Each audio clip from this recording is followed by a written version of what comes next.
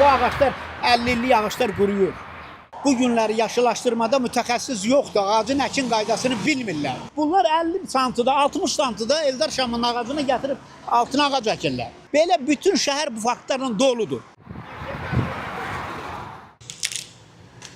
Biraz külək olan kimi bəzi dövlət qurumları vətəndaşlara deyirlər, xəbərdarlıq edirlər ki, ehtiyatlı olun, özünüzü, avtomobilinizi qoruyun, ağaclar qırıla bilər, aşa bilər, düşə bilər və bu sizə və avtomobilinizə ziyan vura bilər. Burada isə maraq doğuran bir sual var ki, niyə bu Bakının ağacları belə kövrəkdir, zəifdir ki, biraz külək olan kimi aşır və bizə ziyan vurur, xəsarət yetirir. Hamısı sürücünün əlamətləri. Bakı şəhəri Azərbaycan iqliminin ən çətin, ən mürəkkəb və ən də bitki üçün yararsız bir sahəsidir. Buranın yarım səhərə quruçu iqlim tipi bir də boz qonur torpaqlardır ki, ən kasıb qida sahədən. İş o yerdə idi ki, gəmilərlə Lənkərandan, müxtəlif yerlərdən bura torpaq gətirilirdi. Səbəbi torpaq iqlim şəraiti idi. Su yox, torpaq da zəif. İndinin özündə də Şamaxıdan, sonra Qusardan, Qubadan torpaq gətirilir bura. Bugün də bu davam edir və bu torpaqda olan bitkilərin kök sistemi heç vaxt güclü ola bilməz. Müəyyən ağaçları iqlim şəraitinə uyğun gəlsə də Bakıda əkmək olmaz. Çünki onların kök sistemi o dərinliyə gedə bilmir, külək əsəndə asanca yıxılır. Ağacı əkəndə düzgün bastırmırlar. O tez yıxılır külək əsəndə.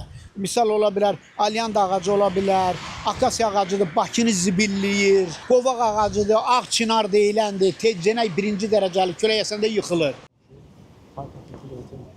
Bakı şəhərində ağac bitirib müəyyən bir səviyyə çatdırmaq bir uşağı, bir dənə vətəndaşı böyütmək qədər çətin və mürəkkəb, eyni zamanda da maliyyə baxımından ağırdır. Su 300 kilometrlikdən gəlir Suriyyə. Torpaq çox zəif və külək də həddindən artıq küləkdir. Ancaq burada xüsusi ağaçlar, misal üçün şərq sinara gövdəli, güclü kök sistemi olan ağaçlar əkmək lazımdır. Bakıda əsasən birinci yeri təşkil edilməlidir tut ağacı, Eldar şamı, sərv ağacları, ardış ağacı, onlardan əkmək lazımdır. Plus əkəndə düzgün əkmək lazımdır. Mənim bir nömrəli fikrim ondan ibarət ki, bəzi codyarpaq kənardan gəlmə ağaçlar var, zeytundur və s.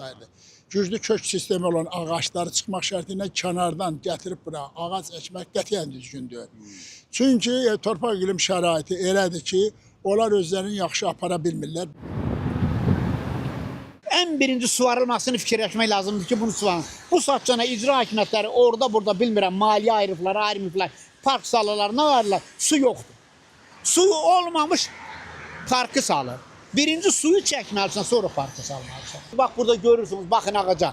Bu şəkildə bütün ağaçlar quruyur. Şəhərin müəyyən yerində də ağacın dibinə betonluyublar, daş düzüblər. Oradan açıq aydın görsənir ki, bu suvarılmır.